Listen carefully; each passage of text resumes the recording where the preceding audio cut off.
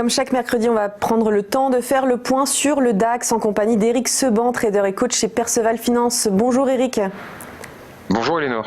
Alors après avoir chuté lundi de plus de 4%, le DAX a rebondi hier à plus 0,4%, boosté par des prévisions plutôt optimistes concernant la conjoncture et la contraction de l'économie allemande. Est-ce que le marché reste quand même fébrile aujourd'hui ? Oui, il va rester sans doute encore un petit moment, parce que la baisse de lundi, c'est pas une baisse qui est neutre, hein, elle donne une première alerte.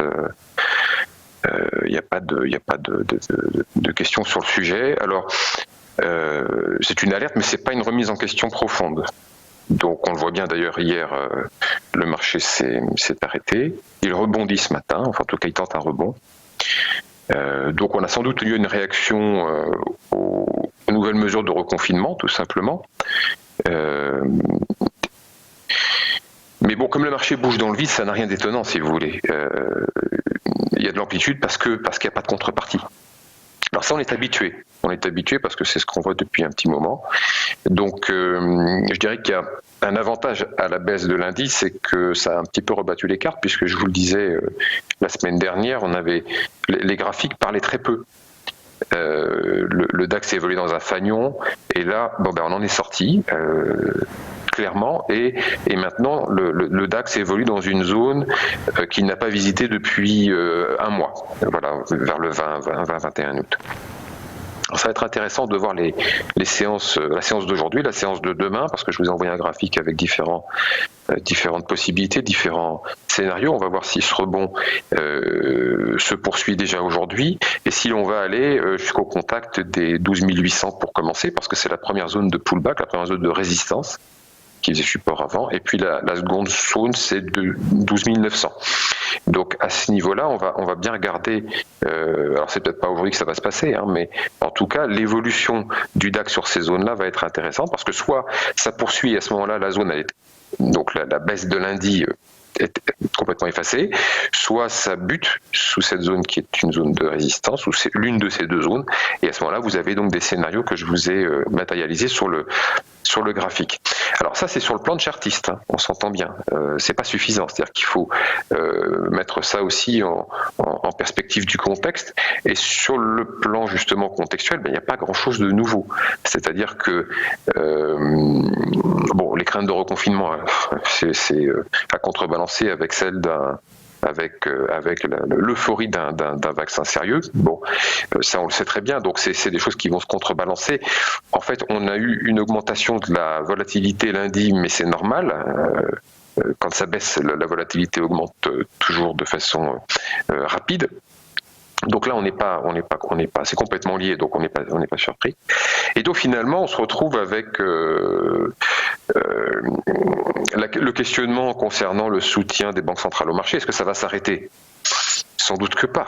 En tout cas, ça serait préférable, vu le niveau d'endettement qu'on a généré, s'arrêter maintenant et laisser tomber les marchés. Je n'y crois pas trop. Enfin, ça, on verra. Donc, comme un violent rebond reste possible, parce que si on annonce un vaccin, c'est ce qui va se produire. En tout cas, c'est un scénario tout à fait probable. Un rebond que je ne vois pas durable, parce qu'à un moment, il va bien falloir faire les comptes de la crise sanitaire, et donc ça serait quand même relativement étonnant que le bilan soit positif des bénéficiaires.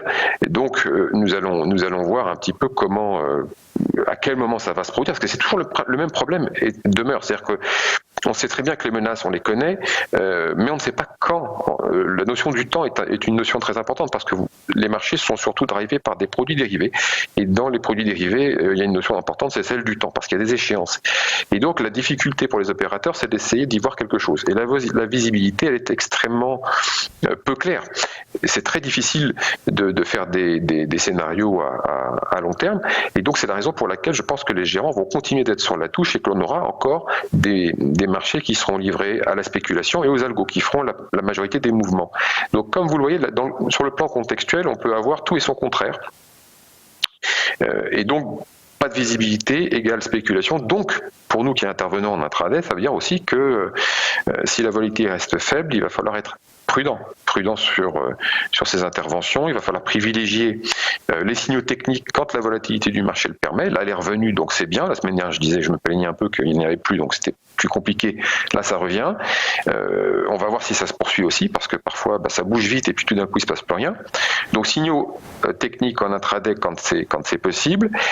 Ne pas insister également si le scénario ne se déroule pas comme prévu. Il faut être mobile, il faut travailler les petites positions, rester prudent et surtout ne pas insister. D'ailleurs, ceux qui la semaine dernière encore continuaient d'intervenir sur le marché en ayant pris un peu l'habitude de revoir leur prix quoi qu'il se passe, parce que c'est ce qui se passait ces derniers temps, ont dû bien comprendre lundi ce que je disais la semaine dernière, à savoir que les marchés sont construits pour bouger. Et quand ça bouge, ça bouge. Donc il faut bien faire attention et ne pas s'endormir sur quelque chose qui peut fonctionner un temps. Les marchés sont faits pour bouger, revoir son prix, c'est de la chance. Et on ne peut pas s'en sortir sans une méthode et sans discipline. Donc c'est vraiment... Encore aujourd'hui, je trouve que c'est plus vrai qu'avant. Il faut vraiment vous montrer très prudent si vous intervenez en travail. Tout peut se produire et tout et son contraire. Donc petite position et de la méthode, surtout de la méthode. Merci beaucoup Éric Sevant pour cette analyse. On se retrouve très bientôt et dans quelques instants, la suite du Live TV Finance.